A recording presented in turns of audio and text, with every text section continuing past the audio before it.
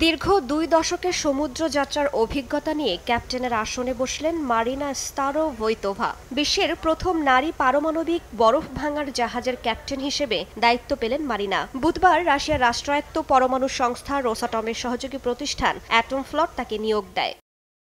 জাহাজ পরিচালনার আগে মারিনা ছিলেন রাশিয়ার গ্রামীণ একটি স্কুলে রুশ ভাষা ও সাহিত্যের শিক্ষক। সেখান থেকে পরে শুরু হয় তার সমুদ্র যাত্রা। প্রথমে বাণিজ্যিক জাহাজ, পরে আইস ব্রেকার, অবশেষে এখন ইয়ামালের ক্যাপ্টেন। আগে এ জাহাজেই প্রধান সহযোগী কর্মকর্তা হিসেবে দায়িত্ব পালন করেছেন তিনি।